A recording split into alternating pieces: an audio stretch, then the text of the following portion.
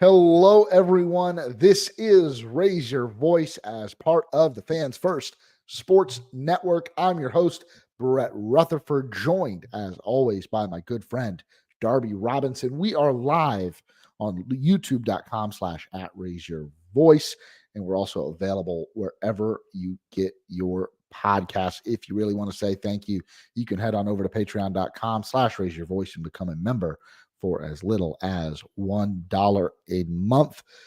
Darby, the postseason has started for the first time since 2018. The Rays are not involved.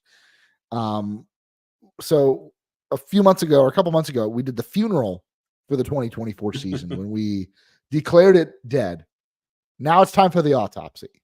Now it's time to cut this thing open and figure out what went wrong for this Rays team, because it was the worst in recent memory by quite a bit.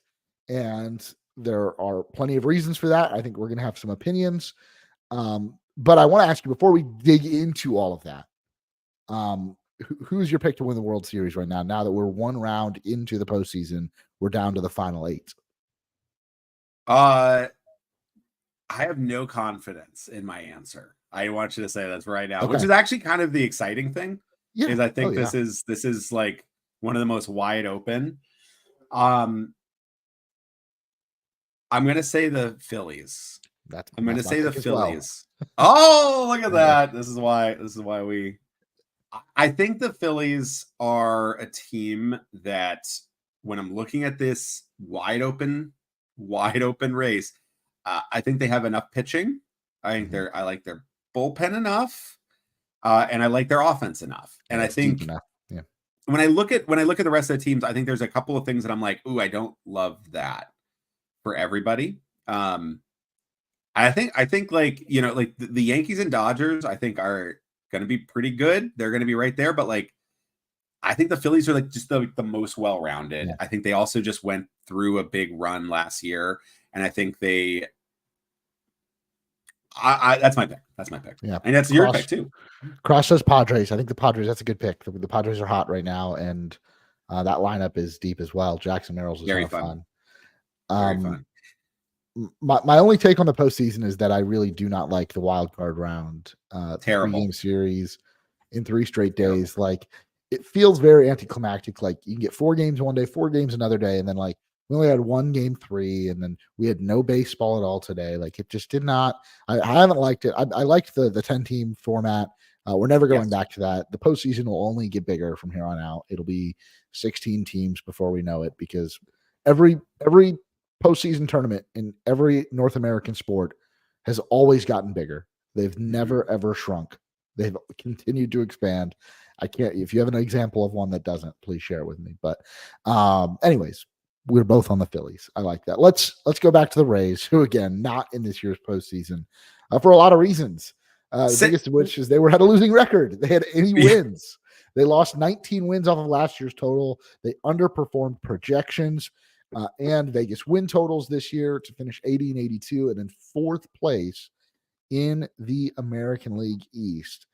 And what we're going to kind of do, and this is going to be, we'll have a larger discussion, but we're going to kind of run through all of the off-season transactions that impacted the major league team in 2024. We're not going to go over the minutia.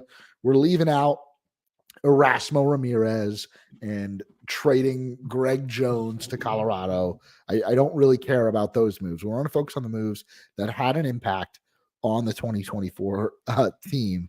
And we're going to go in order here. So going back to November 10th, 2023, not even Thanksgiving yet, the Rays claimed Tyler Alexander off of waivers from Detroit.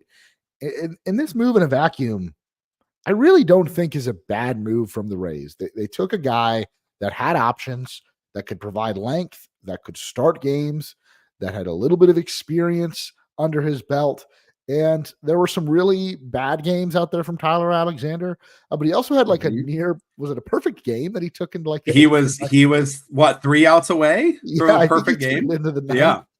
Yeah. He also was he had another no hitter going into like the 6th, I think, possibly the 7th. Yeah. Weird. I mean, for what he was, this is a decent guy to have around. And when you have successful seasons, you do have guys like this.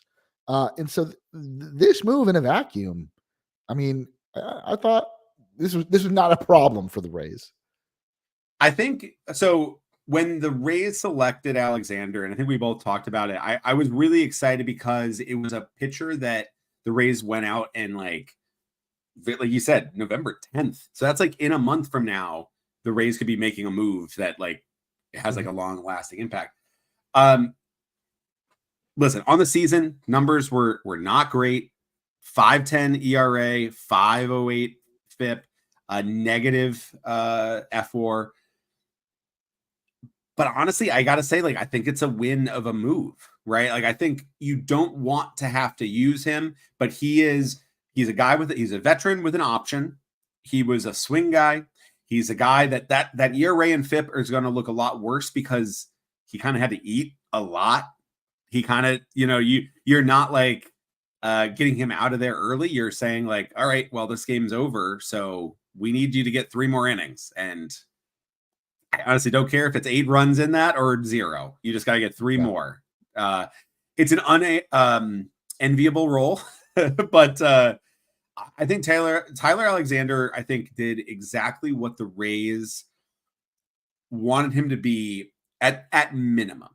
Mm-hmm. Now, I think he's a little disappointed because I do think you could have saw he had those flashes where you're like, oh, maybe this could be another Zach Littell kind of Rays move where you kind of get a little bit more. You get the best version of that guy. That was not the Rays this year. They did not get like the best version out of any real player. But Tyler Alexander, I think, met basically like he did the job. It's a dirty job, but he did the job. And he ends the season with over 100 innings pitched. I think in a year where the Rays are better, you go out and you acquire someone over him.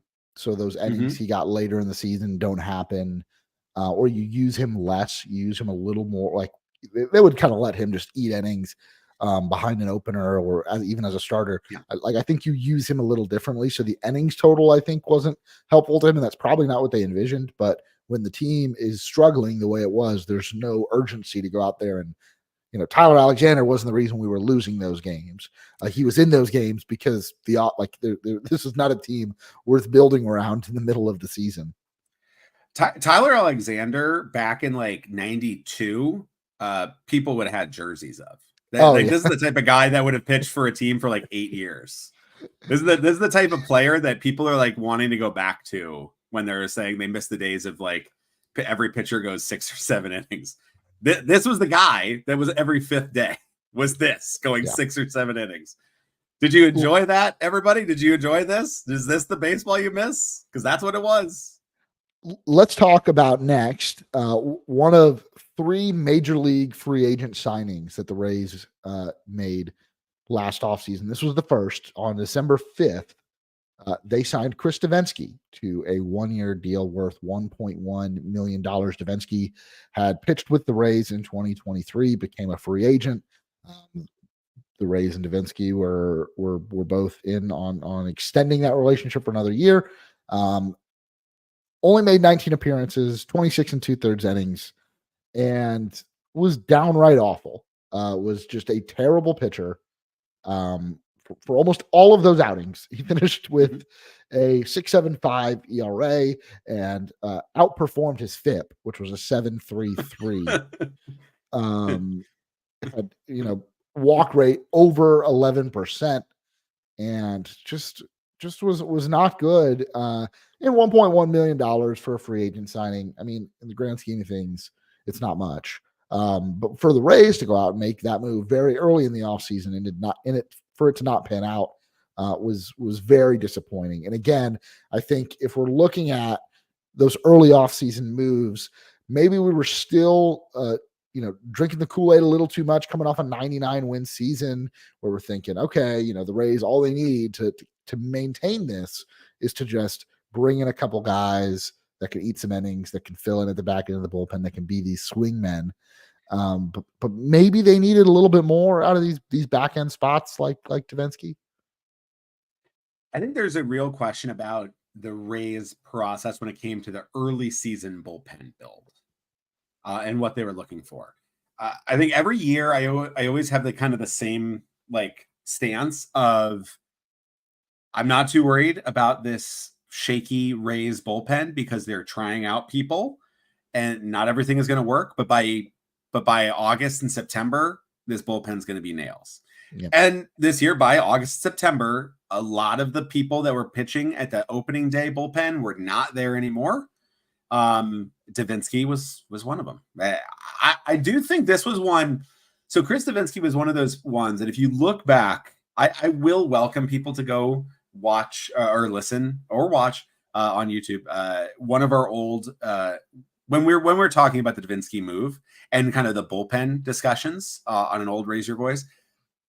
Because I think I remember showing some like, if the Rays are in, I'm in. But I was not sure I saw it. I was not sure I saw 100% what they saw in Davinsky. They were even talking about him like being a stretch out candidate, which again was like, all right, okay. Things have gone very wrong if that's where we're at. It was one of those ones where I was like, if I was just looking at the numbers and the player, I would have been like, really? Him? $1 million? Like, okay, but it's the Rays and you kind of give them a lot of leeway.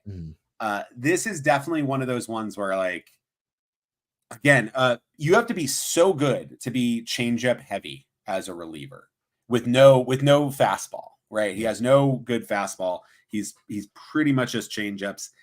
It's a rough go, and he was dreadful. And he had pitched pretty well when I liked Chris Davinsky when the Rays got him in 2023 as like a scrap heap, like waiver pickup. You know, you toss him in, you see what you can get. For $1 million, that seemed like a weird, like, why fill a spot? And he also had no options. So that was one of those players where you're like, we looked at the bullpen early on, and one of the things we did mention as a potential threat, as like a potential issue, was there was no flexibility. There was nobody that had options besides Tyler Alexander. And so that was a big issue early on, I think. You had to like kind of leave Chris Davinsky in there on the roster. And then if he's on the roster, you have to use him sometimes. And the Rays just played so many close games. And every time he was in, it was dreadful. So I think Davinsky I think that was a bad process, bad results move. Yeah. I don't 100% know what they were looking for there or why they thought Chris Davinsky, for a no options guy and to spend like actual money, like $1 million, like why him over Jake Diekman? Like why him over this move feels like one you would make like late in January. Pitchers and catchers are about to report, and you know, like you're going to be shorthanded because guys are dealing with injuries and stuff. Like that's like not a desperate move, but like we just need help. We just need big league arms. To sign him in December, you know, that was the most shocking part. It's like the Rays really like this guy, and I wonder, you know, again. They ran out of team high payroll, like a franchise high payroll this year, the biggest they've ever done. So we can't say that the Rays didn't spend money, but we say maybe they didn't spend it correctly. And you wonder, you know, you feel like you could probably shop in like the $4 or $5 million reliever pool and find someone that could stick around for the whole season. Although they went even higher than that in a signing we'll get to in just a little bit, and that didn't work out either. But one guy I think that they found to remedy this multi-inning role, and I think he's going to be more of a high leverage guy, but he's a multi-inning guy, is Mason Montgomery. He just came up and looked really sharp towards the end of the season, a prospect that I think a lot of people in the D-Rays Bay community have been high on for quite some time, and I think him finding his spot as a multi-inning reliever is going to be huge for the Rays.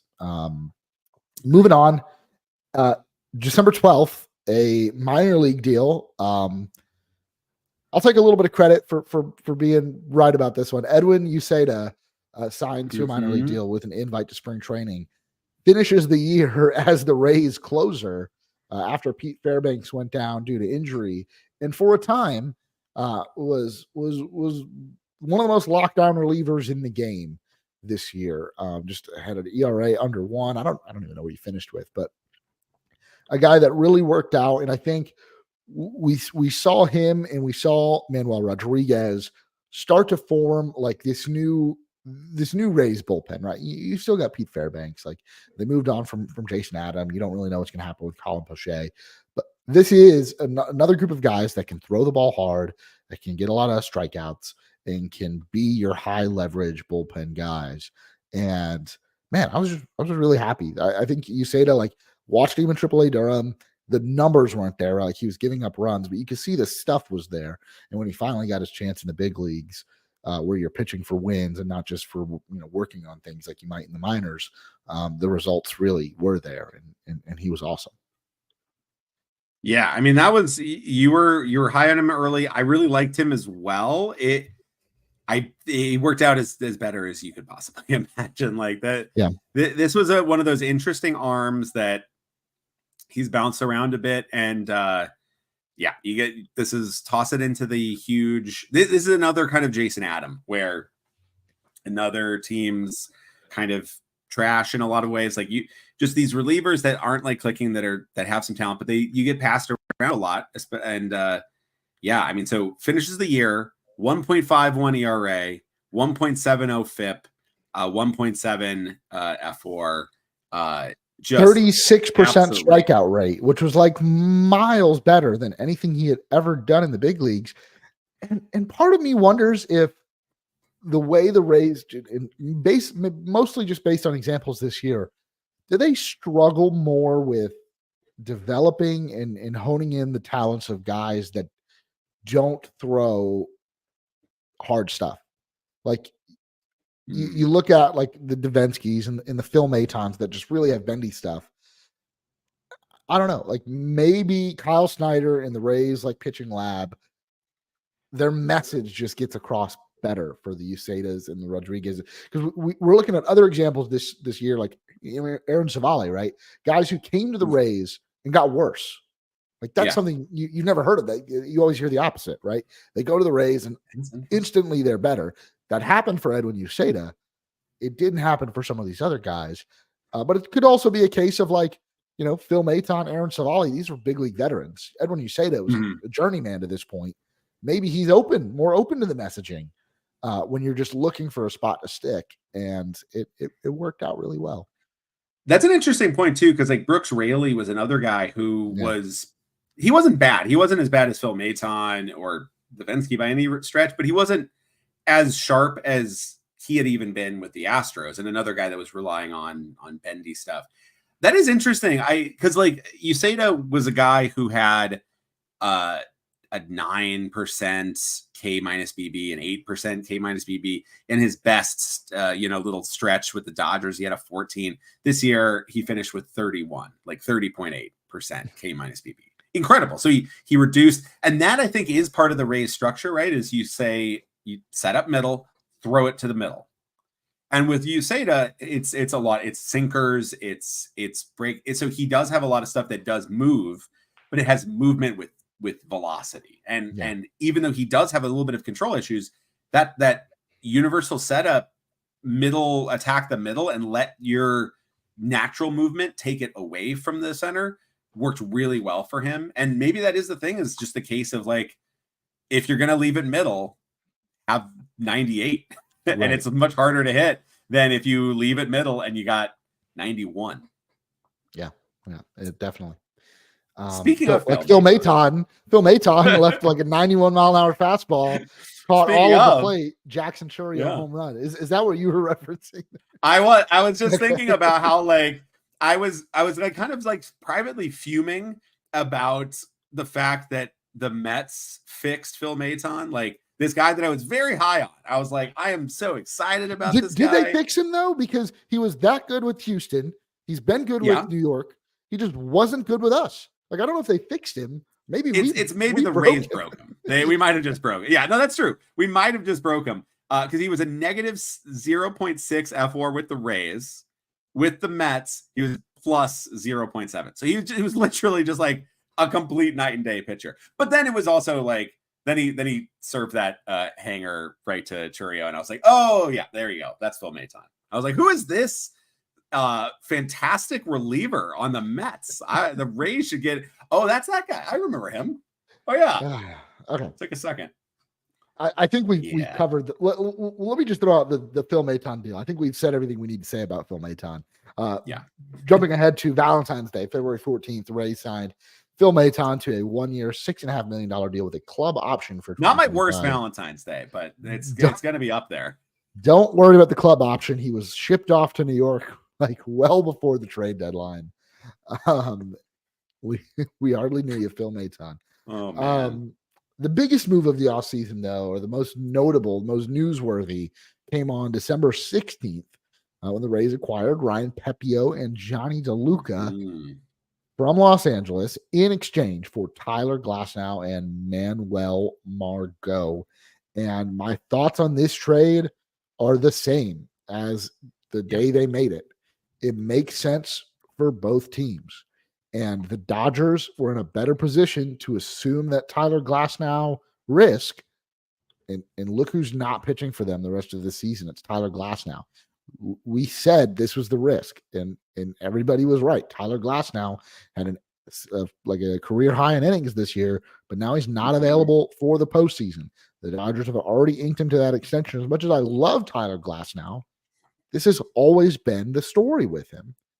And you look at the position the Rays were in. He was going into the last year of his deal at $25 million, which would have been the highest salary any Rays player has ever made. And again, that's not a super high salary. Guys are making, $50 million. Shohei Ohtani, $70 million average annual value now. So 25 for an all-star starter is a great deal.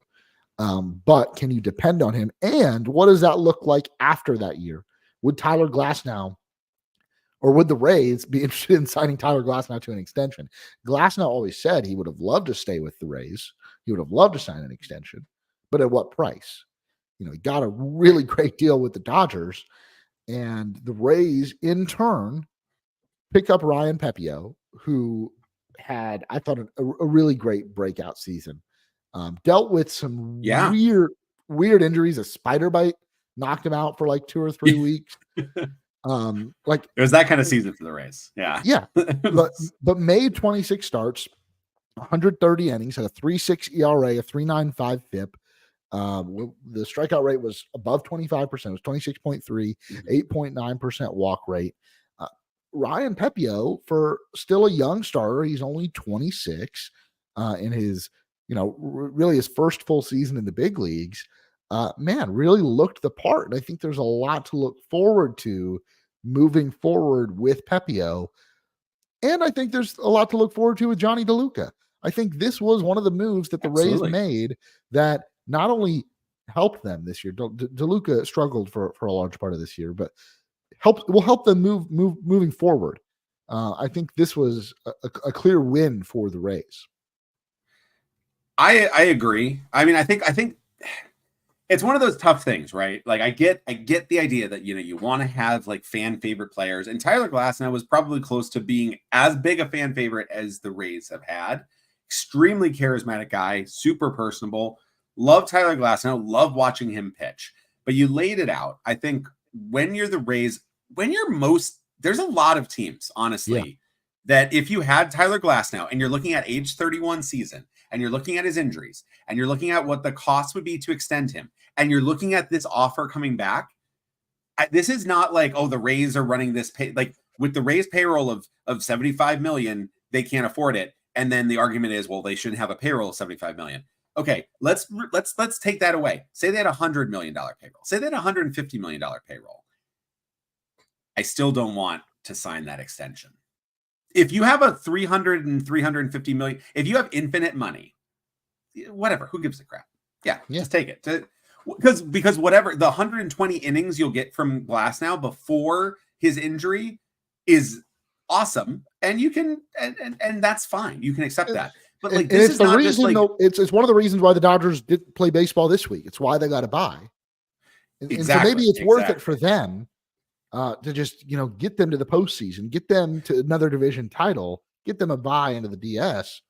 And now they don't have them. And the thing is, though, if you look at it from the Rays perspective, right? If you look at it, and it's not just the Rays cheap, blah, blah, blah. It's such a lazy narrative, right? This is literally just 1 year of Glasnow walking in free agency, and you get a qualifying offer pick. Or you trade him for this, because I don't think an extension is ever in the cards. He's 31. You do not want to, any pitcher going into his age 33, 34, 35, there's very few guys that are really giving you good return on that. And even less so with that throw this velocity, and especially even less the guy so that he's built like a racehorse, like tall, really muscular, and here for a good time, not a long time. And you look at it though, if you're looking at these moves and you look back and you go like, man, if the Rays had Tyler Glass now, maybe they're also, like, the Dodgers aren't in the wild card round. They got a bye. Well, the Rays aren't in the postseason. Maybe they'd be in the postseason. Well, here's the thing. Ryan Pepiot pitched 130 innings.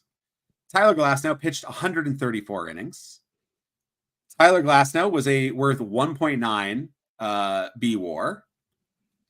Ryan Pepiot worth 2.1 B-WAR.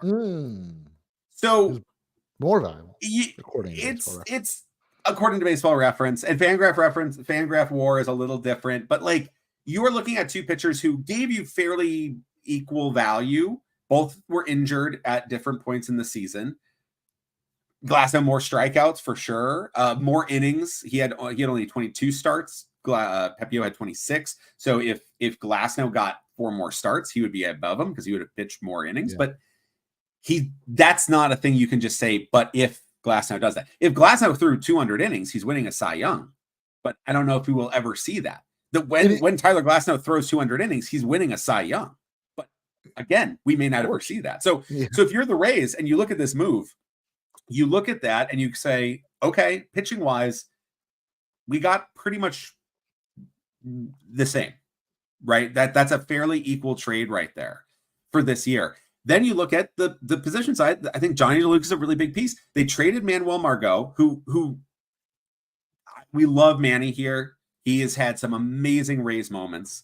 I think he is somebody that has cemented himself as like Rays legend status, where he can come back anytime he wants, like G-Man Choi and Dan Johnson, because he had like that catch in San Diego against the Astros is still like cemented in lore of Rays history. But since that knee injury in New York, he has definitely not been the same player. And this year he was a negative win player. He kind of bounced around. The Dodgers traded him pretty early on, I think before the season started, to the Twins. And he was not, Manuel Margot is not, unfortunately, the same player that we remember when he was here. Johnny DeLuca finished the season with about a win above replacement. After kind of he was injured for the first bit of the first half of the season. Then he kind of struggled a bit, but he kind of found his own on the second half. Really started to play well and show off a nice bat, a nice contact heavy approach, but really impressive defense and speed and base running. Like, kind of a guy that you could see potentially be the starting center fielder and maybe snake it right out from Jose Siri's spot, as that, okay, the bat may not be good, but you're gonna get like speed and defense, and that's your 9-hole hitter. Not bad. Yeah. You'd take that. We talked earlier, and I'm not super high on Johnny DeLuca as like an everyday player. I don't know if he can turn into that at any point, but I just don't think the power is there. But not a bad guy to have. And like you said, you're swapping Manuel Margot for it. Like, if you're looking at this like that, I think then I think you come out on the better end of that. Again, fourth outfielder, righty bat, lefty against the lefty specialist, late inning defensive replacement, late inning pinch runner. Important to have. Good clubhouse guy. Yeah. Very, very much that like Manuel Margot role. Kind of excelled. So we've gone through a few moves, and none of these we're through the first 4 moves, and we haven't really found the cause of death yet. We were still looking. We're like, this is fine. Yeah, this is good. Yeah, could Davinsky have been a little better? But you know what? They remedied that early on. Tyler Alexander is, doesn't really matter. January 5th, 2024 was a big day. The Rays made 2 separate trades. I want to start off with the one where they acquired Richie Palacios from St. Louis in exchange for Andrew Kittredge, who at the time was the longest tenured Ray. Andrew Kittredge was a great pitcher to have. He was an all-star one year for the Rays. However, I think turning him into Richie Palacios, who was a good but not great utility player, really worked out. And I'm kind of sad that Palacios' season was cut short. I know he came back at the very end, but Richie Palacios finished with 1.4 wins above replacement in just 316 plate appearances, played solid second base and corner outfield, and finished with a 101 WRC plus. And this is a good guy to have around. He had over a 14% walk rate. This is his most time in the big leagues. It was on his third team. And you know what? Like this move, and not only that, really fun guy to root for, really easy guy to root for. It seemed like established himself in that clubhouse early on. This feels like an easy move. This feels like a move you'd make 10 times out of 10. You would do it again if given the opportunity. You can't have a team made up of they kind of did. They kind of did again. They traded another veteran reliever to the Cardinals for they were like, just can we do that again? And they did, and they got another outfielder. But I think Palacios might be better than Devin Carlson though, but we can get into yeah. But like if you're trading old relievers for interesting outfielders and the Cardinals want to keep doing it, like the Rays will take every Cardinals outfielder. Colin Poche for Jordan Walker. We'll trade Poche and Clevenger for Lars Nootbaar. I don't know. Wasn't the age-old debate like getting Tyler O'Neill or Harrison Bader from the Cardinals years for like Evan Longoria? That was like it was it's a lot of. There was a lot of offers, and like Randall Grichuk was another option. Nobody would say Carlson because he was untouchable. Yeah, or nobody wanted a Rosarena. And nobody even knew who that was. There's this guy that hit a inside the park home run on a pop-up to the pitcher. Best day of every Cardinals outfielder's life is the day they hear that they're being traded away from St. Louis.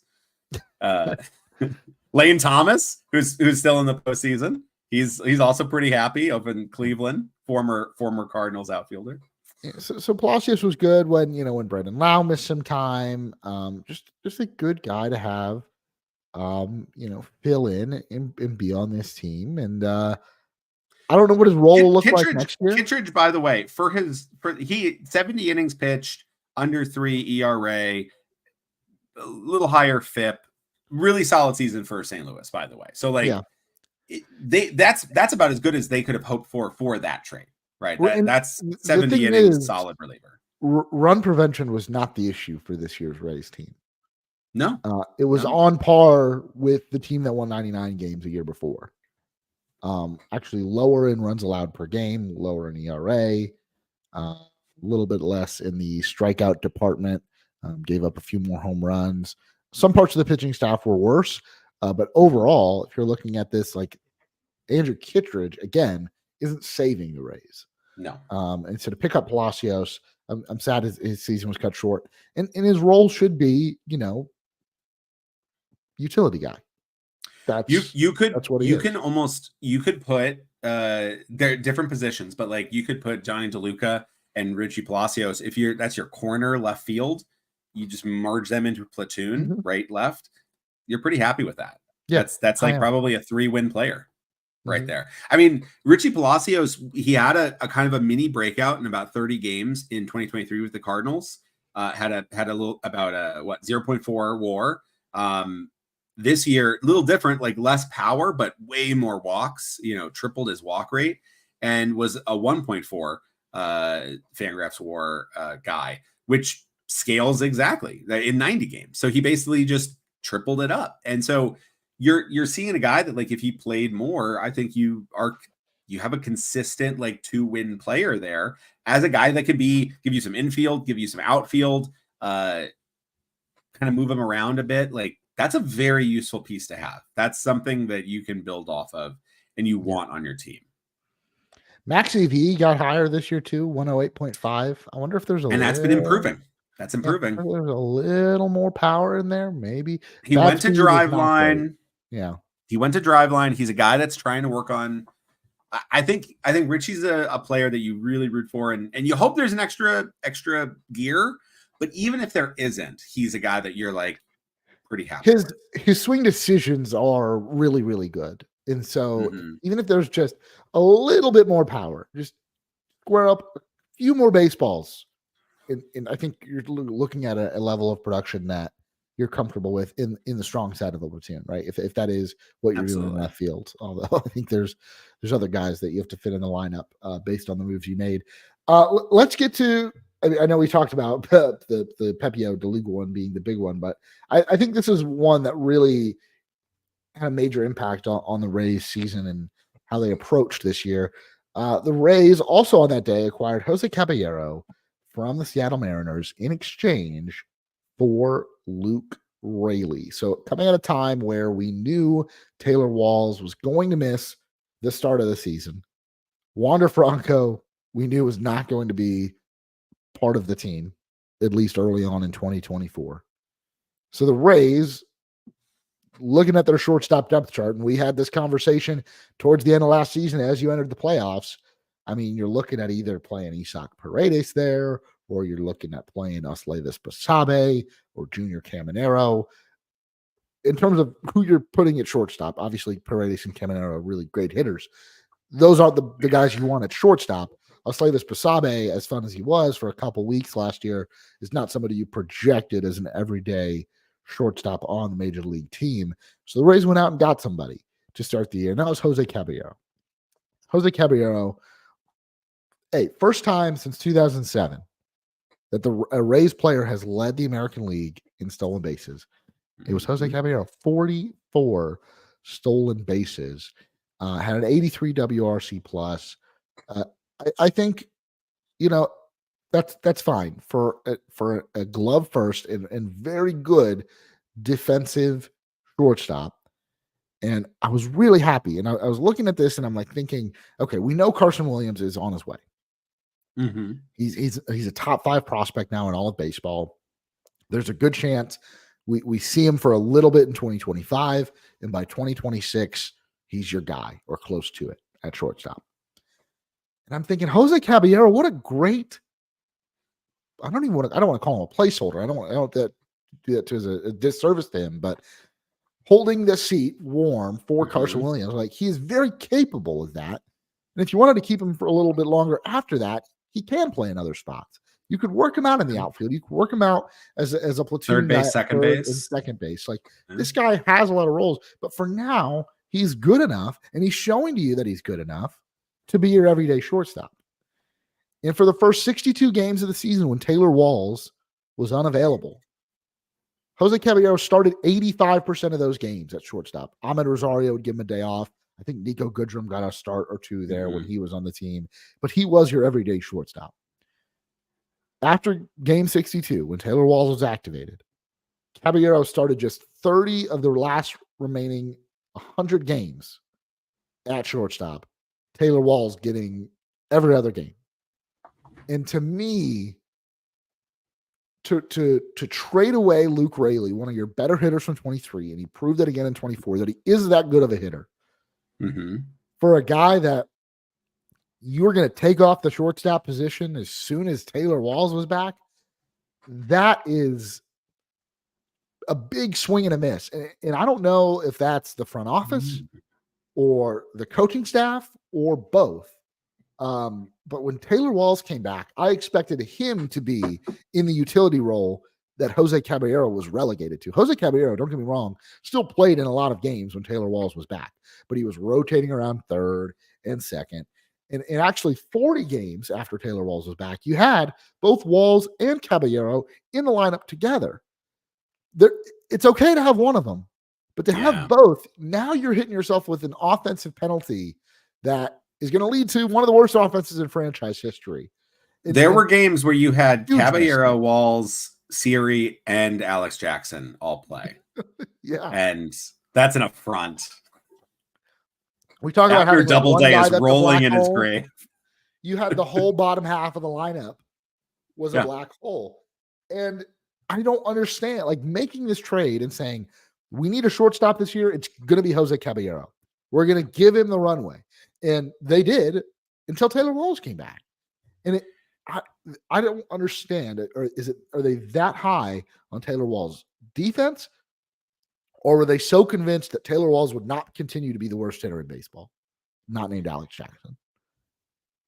Alex Jackson actually out-hit Taylor Walls for a month. Okay. There. So as much as Alex Jackson had a horrific year, for a month he was even better. He actually showed him for a month. He actually showed life, which is more I can say than Taylor Walls. Or should I say he's showed more fight than Taylor Walls. You might appreciate that. Yeah, I think you nailed something here. In this, so I was looking at this trade too, because this is one of the more interesting trades, because it's a 1-for-1. You don't usually see that. And it's kind of like a weird challenge trade of like they're not star level players. They're kind of like pieces, right? Not utility pieces necessarily, but like guys that are probably going to start most of the time. Like Luke Raley never plays against lefties for good reason. He's terrible against lefties. The like very, very bad reverse splits, but or regular splits. But he's a lefty, so he's the large side of the platoon. So both guys you're probably going to see play for a good amount of time there, and so pretty useful stuff, right? Luke Raley played 137 games. Caballero 139. So you really are like it's very much a 1-for-1 roster spot type of thing. Now they do very different things, right? Raley is power, lots of Ks, and pretty athletic guy, good speed, solid defense in the outfield, and can even play first base. Caballero can play shortstop. And when I look at their seasons, Raley pretty much identical to last year. He had a few more home runs. He had 22 instead of 19. Same WRC plus, pretty much the exact same WAR. So he completely redid it. So he proved it. And he did it in Seattle, which is a horrendous hitting environment. Mm-hmm. Horrendous. As could be seen by every one of his teammates this year, including Julio Rodriguez for like 80% of the season. Very hard place to hit. Luke Raley was one of the only good hitters on that entire squad. Caballero, for instance, though, also had basically repeat of the year, another 1.9 wins above replacement. The biggest problem there, though, was his walk rate fell apart. His walk rate cut in half. It was 10% his rookie year with the Mariners. It was 5.6 with the Rays. And I look at that and it's like, okay, maybe he just had a hot rookie year. You look through his minors. That's the big thing that I really was excited about with Caballero is he has a little bit of pull power, but he was a guy as an absolute pest at the plate. And he would get on base throughout the minor leagues. In Double-A, 26% walk rate.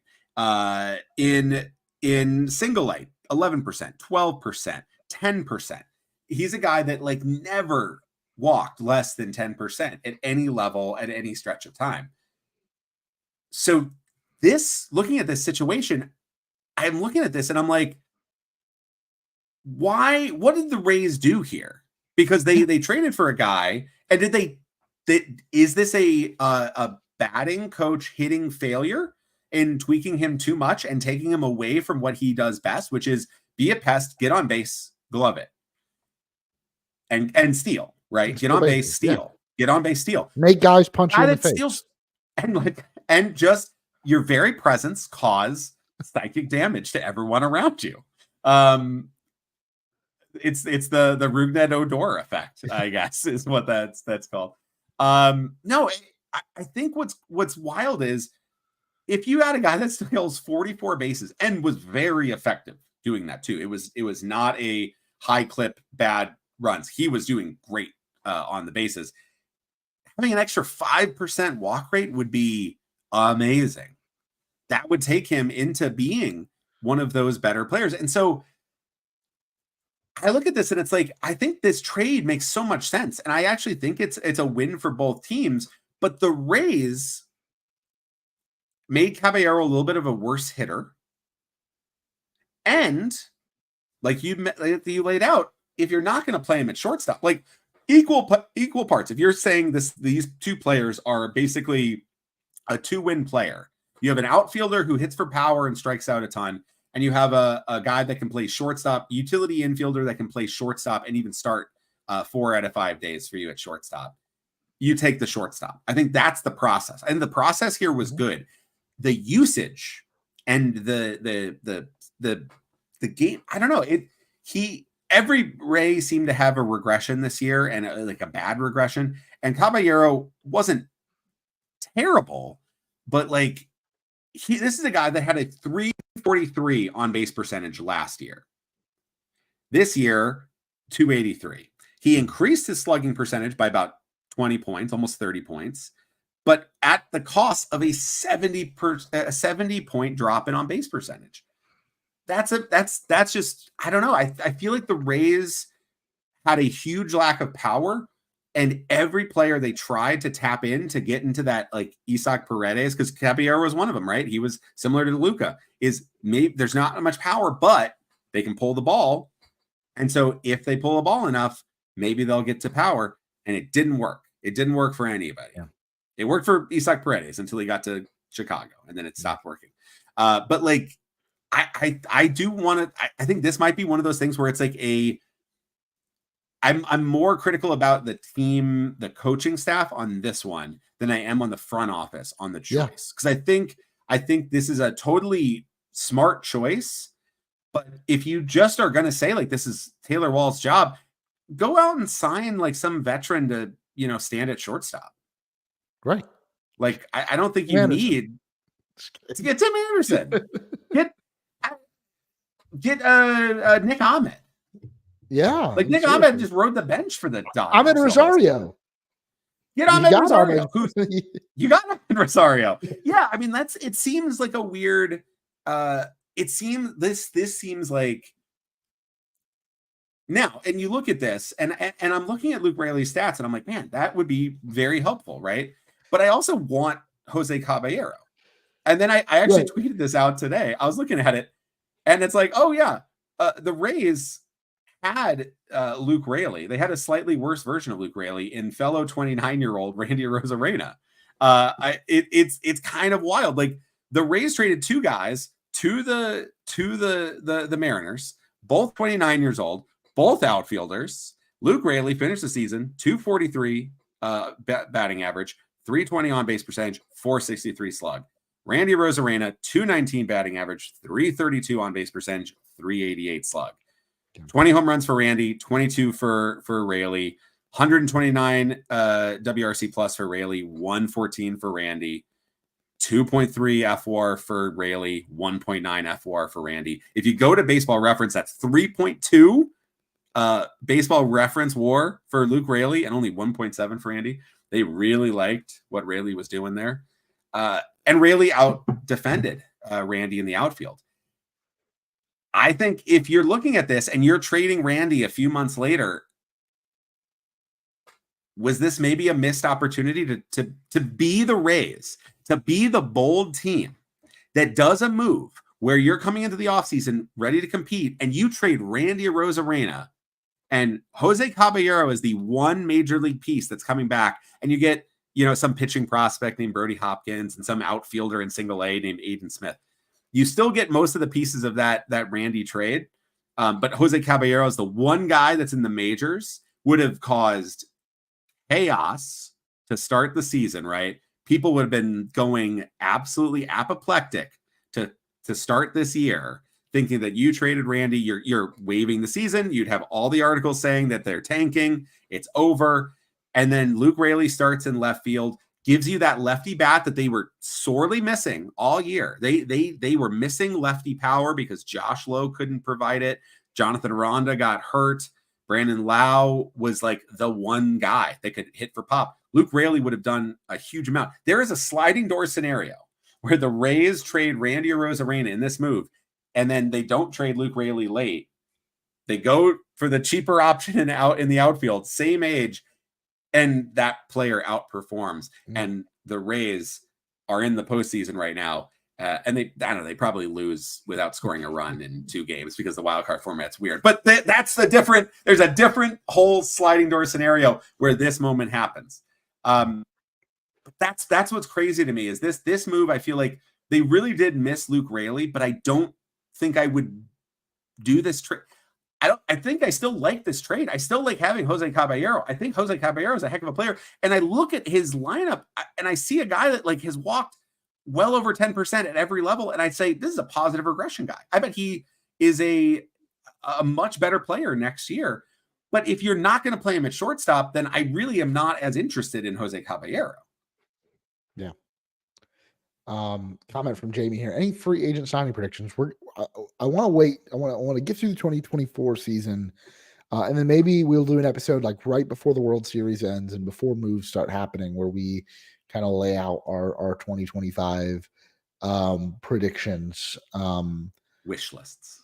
Yeah. Tyler O'Neill's like the one name I'll throw out that I kind of am interested in. I don't know what his market's going to look like, but you know, and you look at Rayleigh and what Rayleigh's role would have been had you kept him, right? Or let's live, you know, in this alternate universe where you trade Randy Rosarena, you have Jose Caballero and you have Luke Rayleigh.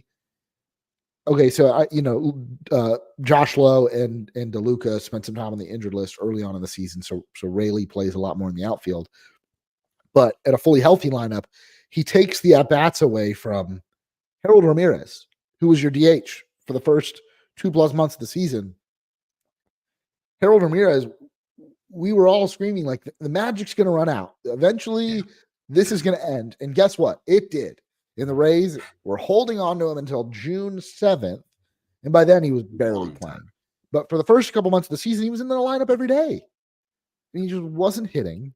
And when he was hitting, it was only for singles. Absolutely no power.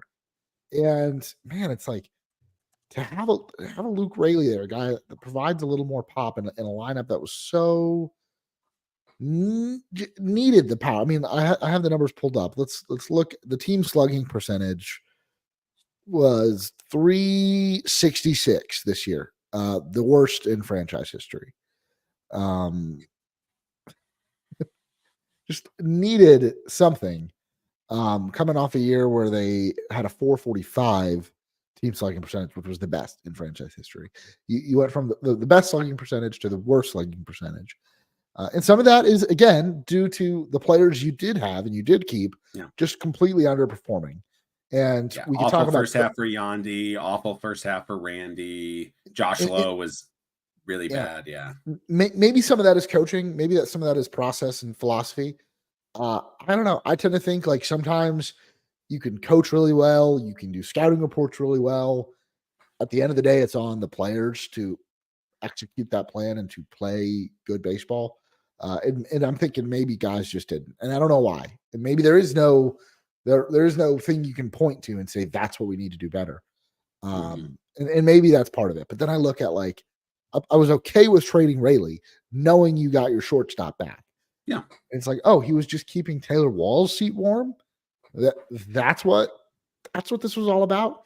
We're letting Harold Ramirez hit. Oh, we don't have anybody else. Like there's a few things that process-wise this year that I think make this season way more frustrating. Because there's a lot of things where it's like, you know what, injuries, underperformance, and Wander Franco. That stuff happens. And Wander Franco, yeah, right. Like there's certain things you can't predict for. And right, like low payroll, right? Well, this is the 1 year you have payroll. It's the 1 year, and it's the worst year in like by expected. Like their Pythag expected wins was 72.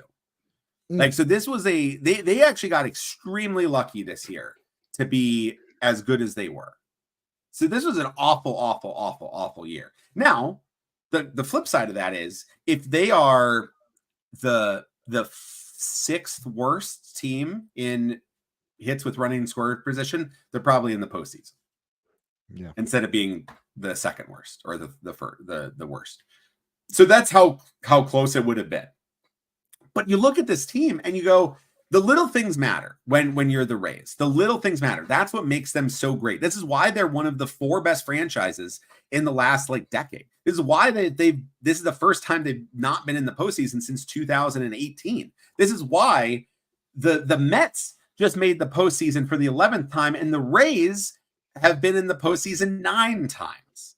Like this is a team that has had more. They've had the exact same amount of postseason runs since 2018 as the Mariners have in their entire existence, in their 50-year existence. The reason is because they do the little things. They do all these little things. They did not this year. There's so many small things. We talked about it. So like Tyler Alexander's solid, didn't work out great, but like did the job. You sign Chris Davinsky, who doesn't have any options left, for $1 million early in the offseason, cutting you off from other moves. Weird, right? Like that's like, you want more Edwin Uceda moves, not just because Edwin Uceda worked out, because like, you know, Uesawa didn't work out, but that was another minor league move. Like you make those moves because if they don't work out, who cares? You don't worry about it. Jacob Waguespack didn't really work out, but like that's the type of low, cheap, with options relievers that you cycle through and you give them 15, 20 innings and you go, all right, now on to the next one. Let's see what you got. And then, because then sometimes you get a Manny Rodriguez, sometimes you get an Edwin Uceda, sometimes you get a Jason Adam. Sometimes it doesn't work out, but you cycle through. Signing Chris Davinsky, it's $1 million, right? It doesn't matter. The money doesn't matter. It's the process. It's the idea. This is a pitcher, is a veteran who doesn't have an option. So if you have to move him, you can't. And we looked at that bullpen construction. You have Garrett Clevenger, you have Colin Poche, you have, Pete Fairbanks and Jason Adam are great, but like the only people with options are guys that you don't want to option. And the people that don't have options, there's a bunch of there that were like, you had Alexander Waguespack and Chris Davinsky all with like locked in roles, except for Alexander, who could be a swing guy. That's such a weird roster construction to start the season. You get Jose Caballero, but then you just let him be the guy that's floating around for Taylor Walls. And you have this high run prevention defensive lineup, but there's a certain point where like you cannot get zero. You can't get negative. Like Taylor Walls cannot make a play good enough to do minus runs against the other team. You're going to need to have the bat that makes some contact at some point. So like, and it also doesn't matter when your pitchers are giving up home runs. Like there's no defender. and there's that too. Like, like this wasn't a team. Like I feel like this team, like there's a difference where you see teams where it's like the defense, like the Rays were in a lot of games that they probably shouldn't have been through their run prevention. But a lot of that, like, do you really need Jose Siri, Alex Jackson, Jose Caballero, and Taylor Walls all in the same lineup? Like, yes, that's great defensively, but like you gotta be able to score a run. You gotta have somebody that can maybe fake a run. So let's talk about you mentioned Alex Jackson, and this is the one other offseason move that kind of had an impact on the catching position group. Is right before opening day, the Rays acquire Ben Rortvedt in a 3-team deal. They get Rortvedt from the Yankees. They send Shane Sasaki to the Marlins, and the Marlins sent, I think, John Birdie back to the Yankees. There were maybe a couple other pieces. Trade for John Birdie. There's your shortstop. Yeah, you can get him for like basically free. Just do the same trade. If you're just waiting for Taylor Walls to get back, I'd rather you not trade Luke Raley to do so. If you're just waiting, that's the part. You just nailed it though. It's like, why are we waiting? Yeah, for Taylor Walls. Yeah, that's my biggest point. But Ben Rortvedt comes in immediately. Like we were calling BS. Like it's not going to be Pinto and Jackson. It's not going to be Pinto and Jackson. The Rays were saying Pinto. Like he is our guy. The day before opening day, they get Ben Rortvedt. So we start the season with Pinto and Rortvedt. That last righty lefty. Yeah, righty lefty makes totally sense. Pinto was actually having some success at the plate. His defense, I don't know. There's maybe some mixed opinions on that. But the consensus was that he wasn't that good. 2 weeks into the season, Pinto goes down. Alex Jackson comes up, stays forever, it feels like, is the worst hitter in baseball, is maybe okay defensively. His one calling card was that Taj Bradley had a lot of really good things to say about him. So if you've got a young pitcher that's trying to gain confidence, trying to find his way in the big leagues, and for a long time he was, okay, maybe that's worth keeping Alex Jackson around for, especially in a season that was increasingly looking like you weren't going to go into the postseason. So you know what? Let Alex Jackson stick around. When Taj Bradley instantly became like the worst pitcher in baseball for about a month. After winning pitcher of the month. Yeah, Alex Jackson's role is now irrelevant, and he is kicked off. Rene Pinto, though, is a guy to the shadow realm. Yeah, a guy who's been in the organization longer than anyone. He was signed as an international free agent in 2013, has been with the Rays for 11 years. This was the year that he was going to get his shot. It lasted about 2 weeks, and something weird there. Like, I don't know. I have no idea what it was. And then he dealt with some injuries and some other stuff in Durham. I don't know what the plan is for Rene Pinto. But the catching position, acquiring Ben Rortvedt was good. He was not having anybody else to make that a worthwhile platoon. That really, and again, catching position, like if you have good catchers, like you're lucky. But this is also part of the process that's flawed. We saw through this facade, right? You're like, there's just no earthly way that Rene Pinto and Alex Jackson is gonna be the option, because Rob Brantley was the only other guy on the roster, and he hadn't played in like a couple of years in the majors. And it's like this is so weird. Now Ben Rortvedt, I gotta give him a lot of credit. Like really, really good like catcher, probably a good he's a good second catcher. Very strong defensively, solid contact, kind of like Yanni Diaz early on, where it's like he has all these muscles, but no home run. Where's the power? Where's all those muscles going from? They're all for show. Come on, Ben. Let's Benny biceps. You got to get some power in there. But he was a positive catcher, 1.4 wins above replacement, very solid defensively. Everything that you want from a catcher. I'm totally fine with Ben Rortvedt. Give me 2 Ben Rortvedts. Give me a right-handed Ben Rortvedt.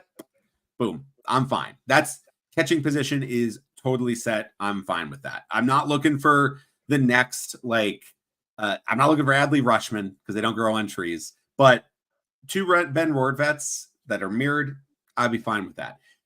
I'm not even a huge Rene Pinto fan, but I was fine with Rene Pinto as the counter to. And you talk about a guy that can run into that was supposed to be Alex Jackson's one thing is he can hit some home runs. Rene Pinto, I think, does have the highest. He has real power. Yeah, he's very real power. Tons of Ks, but it's sort of who cares? It was basically the problem with Rene Pinto was the defense had fallen off a cliff, and the Rays do not. Again, this is back to the Taylor Walls conversation. It's back to the Jose Siri conversation. The Rays value defense, especially from up the middle, catcher, shortstop, center field. And those are the 3 most demanding defensive positions by far. But the Rays want only the very best at those positions defensively. And they really could care less about offense when it comes to that. But shouldn't they have known that about Rene Pinto? And that's the problem. That's my thing. That right there is the process. You say Rene Pinto, what was it? What was the quote? It was not only was Rene Pinto the starter, 100 games. He was 100 games. He's going to play every day. He was just going to be a throwback catcher. And then 2 weeks into the season, you're like, yeah, we locked him out of the clubhouse. He doesn't even have a key card. We erased his credentials. What happened? What happened between what in the world? So if you were not sold on Rene Pinto, there was another catcher that was a right-handed catcher, similar to Ben Rortvedt, 27 years old, former kind of top prospect guy, but catchers take a while. Out of runway in San Francisco, Joey Bart. The defense is solid, not spectacular. Has had better defensive years, but pretty solid. But the bat could be pretty good. Failed miserably in the majors, was not very good. But same with Ben Rortvedt, really hasn't really shown much. But bring him in and try it out. Joey Bart was not traded for by a huge piece. Similar type of kind of roster clearing move, like the Ben Rortvedt thing, like a Shane Suzuki kind of back end of your top 30 fringe guy, nothing huge. You're not touching into your top 15 and or not top 10. And Joey Bart had a really good year in a platoon role with the Pirates. 80 games, 13 bombs, 121 WRC plus, and a 1.3 WAR. So you put Joey Bart as a righty, you put Ben Rortvedt as a lefty, 1.3, 1.5, put them together. you got almost a 3-win catcher that you're pretty happy with. That's what the Rays should have had. That's what they could have had.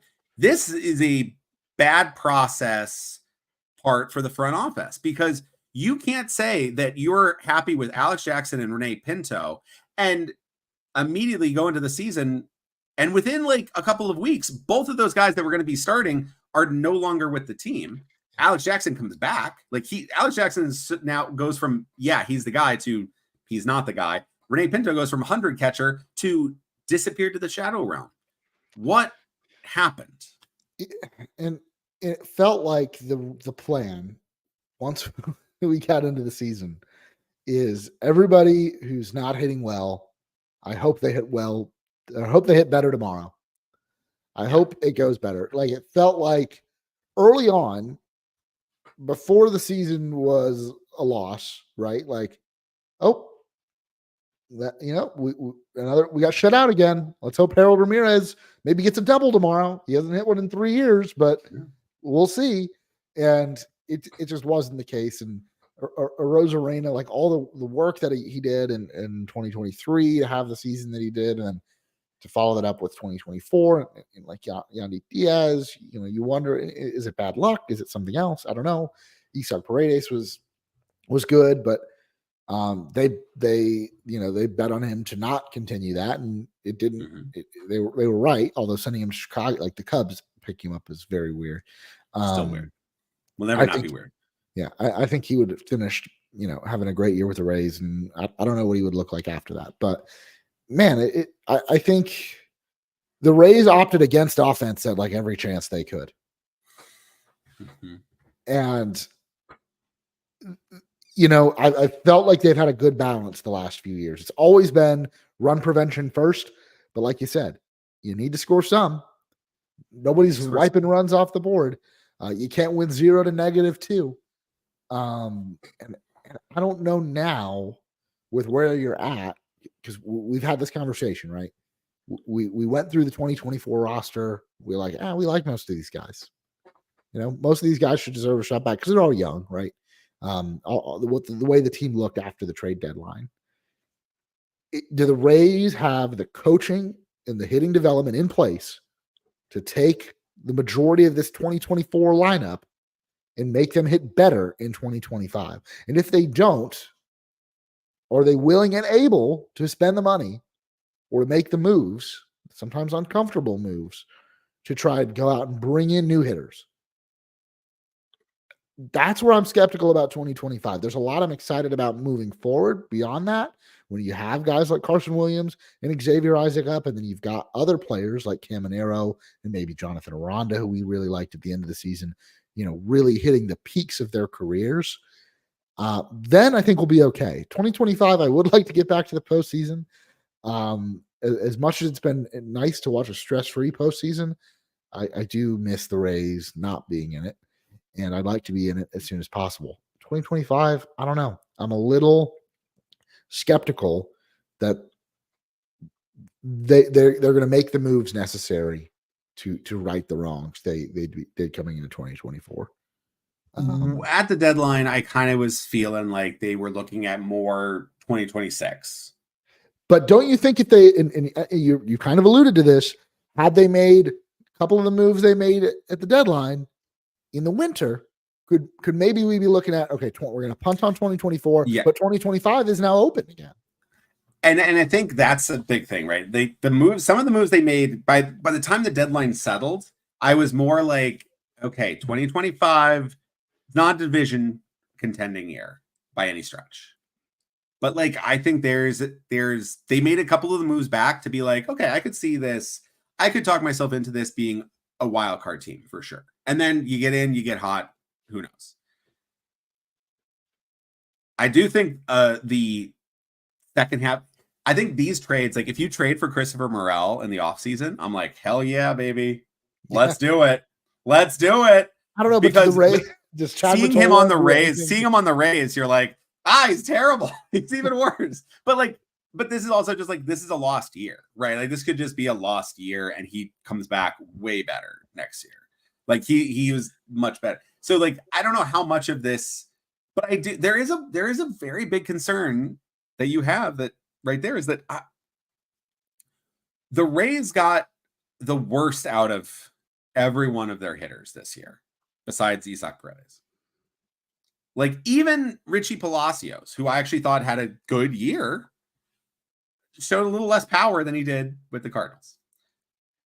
Jose Caballero was solid, but a step back from last year with the Mariners. On offense, at least. I'm looking at that and I'm just like, they might need, I think they need to change their, I don't want to say they need to change their hitting philosophy. I'm going to actually back up. I'm going to pull the ripcord on that right away because I don't know what their hitting philosophy really is. And I think that's my biggest issue. And we talked about this, I think the last time, is I want to know what exactly is the plan. What is the plan? What is the execution? What are they trying to do? What are they looking for? What went wrong? And so we know what can go right. Because it does feel like you said, it was sort of like, all right, we'll just try harder tomorrow, I guess. Let's hope for the best. And is that the plan? Is it everybody come back being like, God, this guy is just carving us up? And is Chad just like, that's pretty good out there. That's really tough. I wouldn't want to swing at that. I don't know. Just get him slugger next time. Because I'm looking at this and it's like in games, every at bat, right? You get to the third time through the order, they were worse. There was no they're just let's just get him one more look at this guy. Even less competitive at bats. And so I want to know, are they going for trying to be pull heavy? Are they trying to swing early? Because they weren't controlling the zone. They got a bunch of guys like Caballero and Richie Palacios.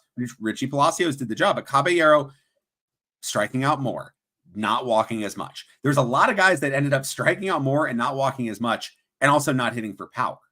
So that's okay, you did all of the things bad that you can do at baseball hitting.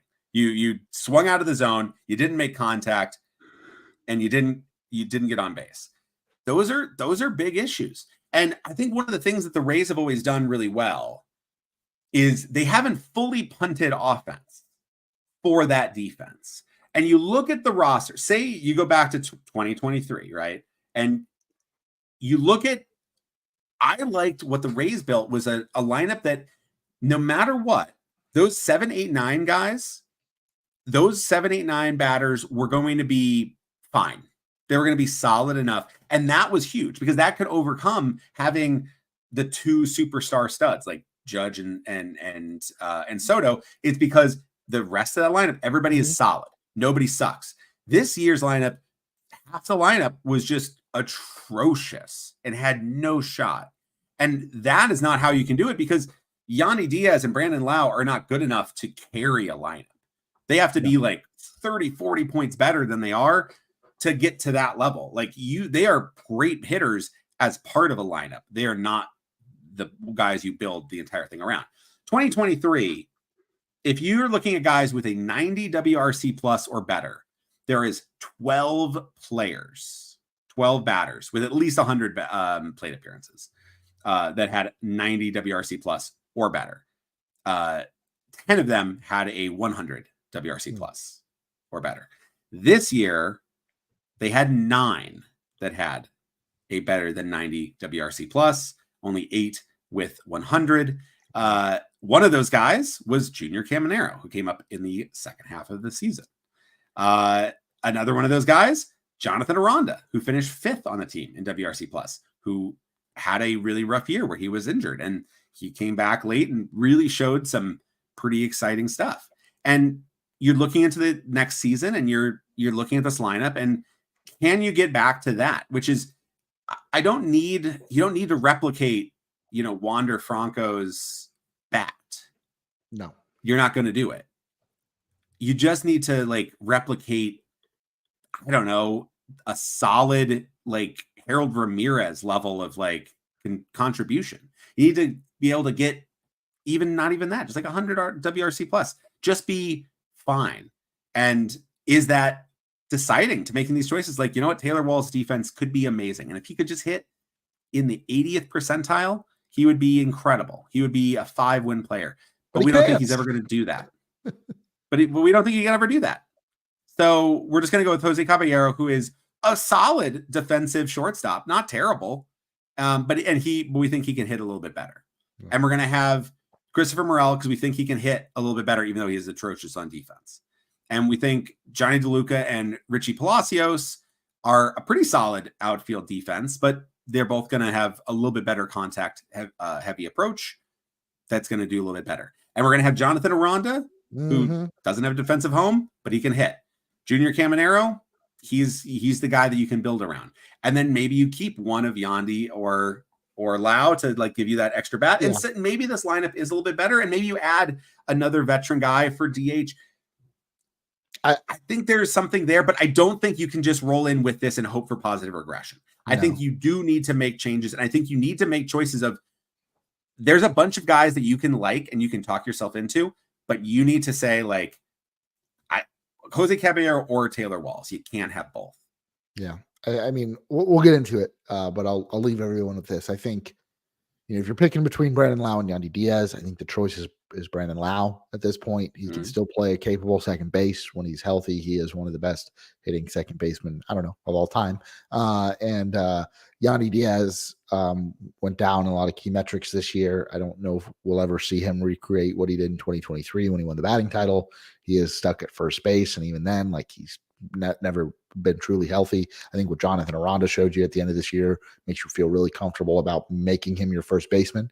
I think if you add the veteran bat, you're looking for a right-handed hitter that can fill in at first base and DH a little bit with a little bit of pop. I don't know who, but I think those guys, you can find them. There's a guy that's from Tampa who had a pretty nice moment the other day up in Milwaukee. Yeah. Maybe let me give him a call. That would be a lot of fun. But I think the team is not far off, but the Rays have to make they have to make decisions, and they got work. They got work to do. Yeah, they cannot run it back. For the most part, that's what they did going into 2024 with a couple of smaller moves, and they cannot do that this year if they want to make the postseason in 2025. And again, all of this has changed. Like, I think before Wander Franco leaves the team, we don't look at this as windows. The window is open for forever because you've got Wander Franco for 12 years, and then Caminero comes up, and then Williams and Isaac and Braden Taylor and everyone else. Like, there is no window. The window just stays open. And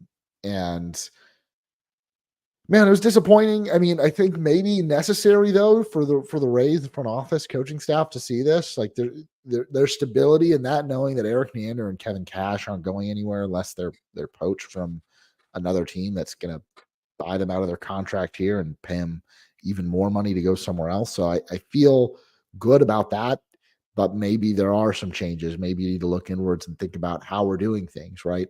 On the coaching side and in the front office side, right? You've had a lot of turnover in that front office, not at the very top, but you've lost James Click and Peter Bendix and Chaim Bloom.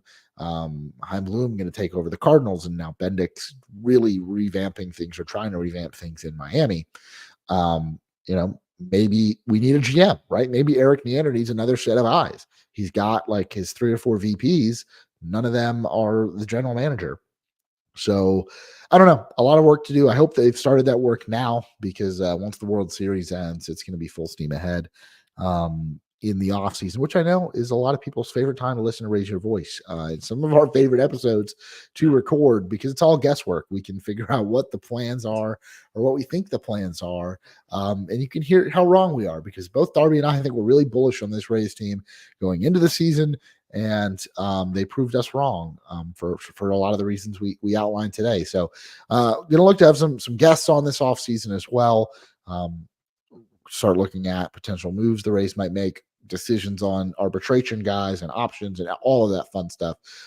So keep on the lookout for our next episode very soon. But that's going to do it for this week's episode of Raise Your Voice. Thank you guys for listening. We are live on youtube.com for every episode, youtube.com/@raiseyourvoice. If you normally listen as a podcast, just head on over to YouTube, subscribe, and you can turn on the notifications. So if you want to join us in the comments whenever we go live, you can do that as well. And we're available wherever you get your podcasts. As always, make sure to head on over to draysbay.com to check out all of the great Rays coverage. Once again, thanks for listening. We'll talk to you next week.